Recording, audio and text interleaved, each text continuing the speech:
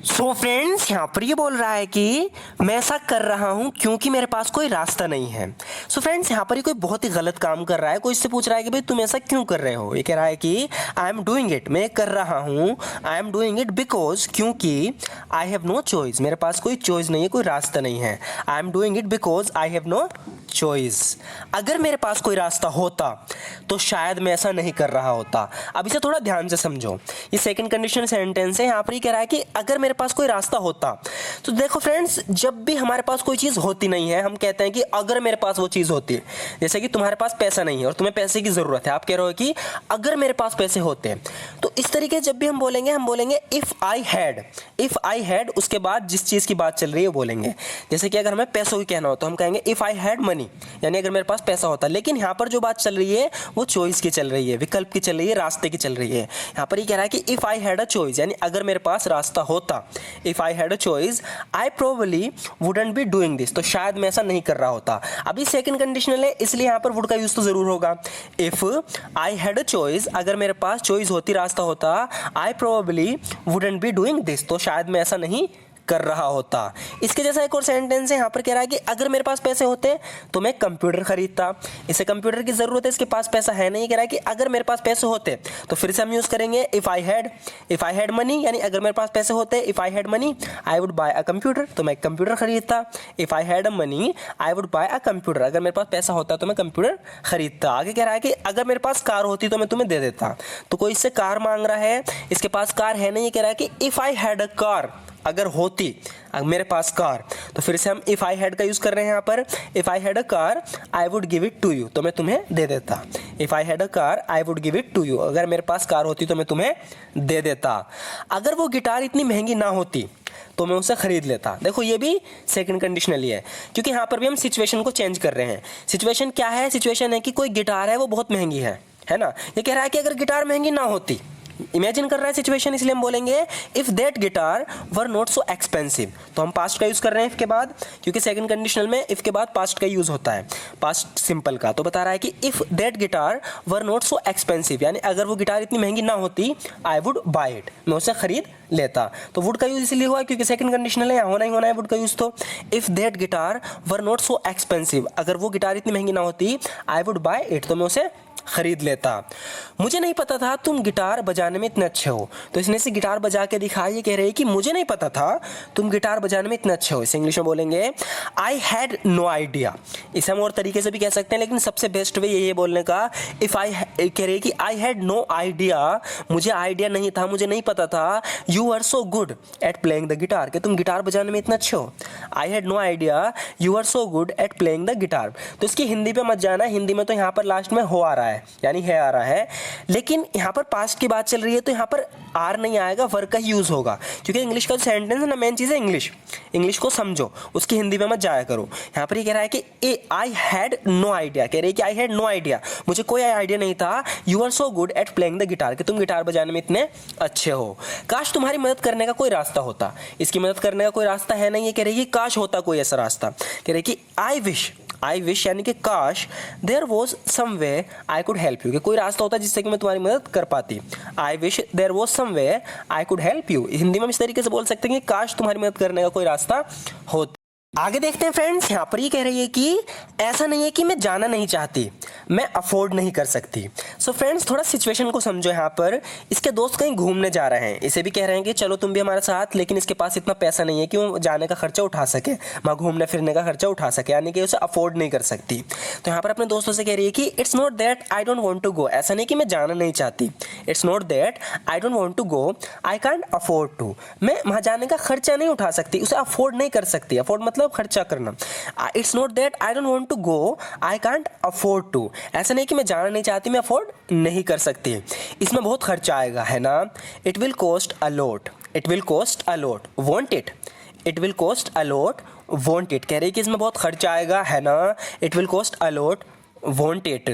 मुझे लगता है टॉम आएगा, लेकिन यकीन के साथ कहना मुश्किल है। यहाँ पर इससे पूछ रहा है कि टॉम पार्टी में आएगा, क्योंकि यहाँ पार्टी चल रही है। पूछ रहा है कि क्या टॉम पार्टी में आएगा। ये कह रहा है कि मुझे लगता है टॉम आएगा, लेकिन यकीन के साथ में कहना मुश्किल है। इसे इंग्लिश में बोलेंगे I think Tom will come, मुझे लगता है टॉम आएगा। I think Tom will come but it's hard to say for sure, लेकिन यकीन के साथ कहना मुश्किल है। I think Tom will come but it's hard to say for sure. आगे कह रहा है कि मेरे पास उसका नंबर है अगर तुम कॉल करना चाहो। इस तरीके से हम बोलते हैं ना कि अगर तुम कॉल करना चाहो तो मेरे पास उसका नंबर है। इसे इंग्लिश में बोलेंगे I have his number if you want a call. I have his number if you want a call, यानी अगर तुम कॉल करना चाहो तो मेरे पास उसका नंबर है। जब इतनी गर्मी होती है तो मेरा कुछ भी करने का मन नहीं करता। सो फ्रेंड्स, यहाँ पर गर्मी बहुत ज़्यादा है तो बता रहे हैं कि जब इतनी गर्मी होती है तो मेरा कुछ भी करने का मन नहीं करता। जब भी बात आती है मन करना, इसके लिए हम यूज़ करते हैं आई फील लाइक। जैसे मैं कहना चाह रहा हूँ कि मेरा खेलने का मन कर रहा है तो मैं कहूँगा आई फील लाइक प्लेइंग। लेकिन अगर उसी जगह मुझे कहना हो कि मेरा खेलने का मन नहीं कर रहा तो यहाँ पर हम डोंट का यूज़ करेंगे I don't feel like playing. तो यहाँ पर काम करने की बात चल रही है। कह रही है कि व्हेन इट्स दिस हॉट, जब इतनी गर्मी होती है, when it's this hot I don't feel like doing anything, तो मेरा कुछ भी करने का मन नहीं करता।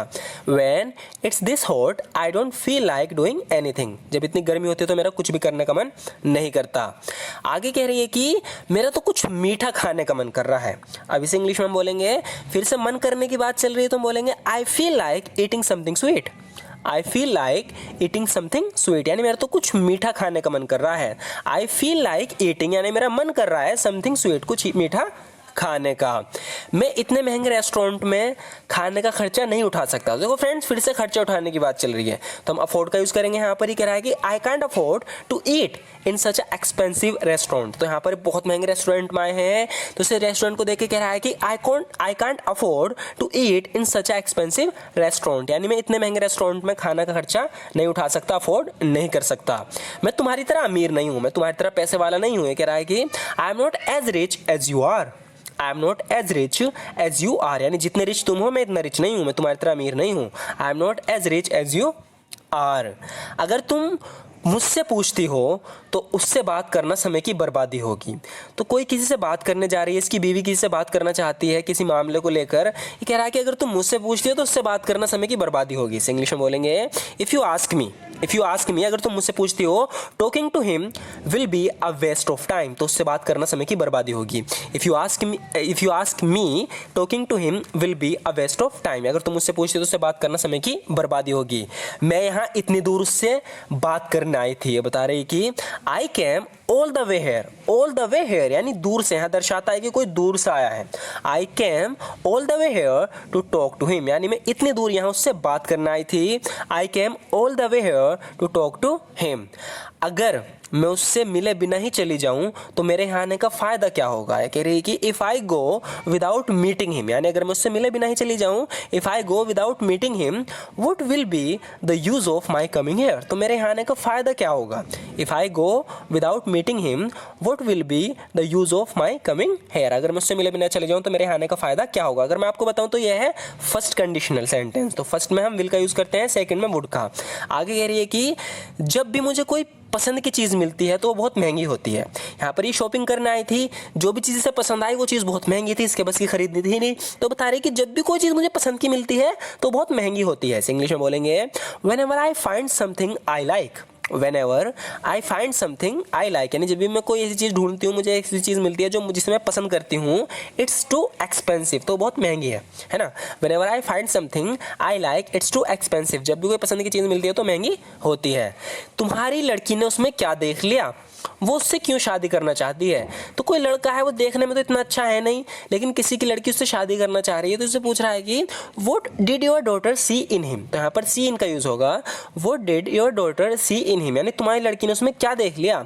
Why does she want to marry him, वो उससे क्यों शादी करना चाहती है। Why does she want to marry him, वो उससे क्यों शादी करना चाहती है। What did your daughter see in him, तुम्हारी लड़की ने उसमें ऐसा क्या देख लिया। कोहरे के कारण फ्लाइट रुकी रही, तो इस आने में लेट हो गई। बता रहा है कि मेरी जो फ्लाइट थी वो रुकी रही, काफ़ी लेट चली क्योंकि कोहरा बहुत था। तो बता रहा है कि my flight was held up by fog, my flight was held up by fog, यानी कोहरे के कारण मेरी फ्लाइट रुकी रही। आगे देखते हैं फ्रेंड्स, यहाँ पर ये कह रहा है कि क्या बेहतर नहीं होगा अगर हम मिलकर काम करें। इस इंग्लिश में बोलेंगे won't it be better if you work together, won't it be better if you work together. तो इस तरीके से हम बोल देते हैं कि क्या ये बेहतर नहीं होगा अगर हम मिलकर काम करें। Won't it be better if you work together. वो नहीं चाहता कि तुम उसके घर बार बार आओ। तो यहाँ पर इसके घर बार बार आ रहा है, बता रहा है कि he doesn't like you coming to his house so often. So often यानी कि बार बार, अक्सर। He doesn't like you coming to his house so often, यानी वो नहीं चाहता कि तुम उसके घर बार बार आओ। जब मेरा काम हो जाएगा मैं तुम्हें जाने दूंगा। इसने किसी को बंदी बना रखा है, कह रहा है कि जब मेरा काम हो जाएगा मैं तुम्हें जाने दूंगा, यानी जैसे मेरा काम होता है मैं तुम्हें जाने दूंगा। तो इसे इंग्लिश में बोलेंगे आई लेट यू गो, मैं तुम्हें जाने दूंगा। I let you go when my work is done, जब मेरा काम हो जाएगा। I let you go when my work is done, जब मेरा काम हो जाएगा तो मैं तुम्हें जाने दूंगा। मैं यहाँ बहुत दूर से आया हूँ। इसे इंग्लिश में बोलेंगे I came here from a long way. I came here from a long way, यानी काफ़ी लंबे रोड से, यानी कि काफ़ी दूर से, काफ़ी लंबा सफ़र करके मैं आया हूँ। आई कम हेयर अ लॉन्ग वे, और जब तक मैं उससे बात ना कर लूँ नहीं जाऊँगा। And I won't go until I talk to him, and I won't go until I talk to him, और जब तक मैं उससे बात नहीं कर लूँ नहीं जाऊँगा। सो फ्रेंड्स, आज की वीडियो में बस इतना ही। और मैं आपको बता दूँ, इसके जो लास्ट के 4 से 5 सेंटेंसेस थे वो हमने अपनी पुरानी वीडियो के रिपीट किए हैं। अगर आपने देखे होंगे तो आप सोच रहे होंगे कि रिपीट क्यों कर रहे हैं। तो लास्ट में हम कुछ सेंटेंस रिपीट इसलिए करते हैं पुरानी वीडियो के, ताकि आप भूलो ना। ये बार बार सामने आएंगे तो आप इन्हें इजीली बोल भी पाओगे, इसी तरीके से आप इनकी प्रैक्टिस भी कर पाओगे। सो अगर आप इसी तरीके से प्रैक्टिस करना चाहते हो, अपनी इंग्लिश को इंप्रूव करना चाहते हो, तो हमारी इस वीडियो को लाइक जरूर कर देना। एंड इस तरीके और वीडियोस देखने के लिए चैनल को जरूर सब्सक्राइब कर देना। Thank you so much for watching this video friends.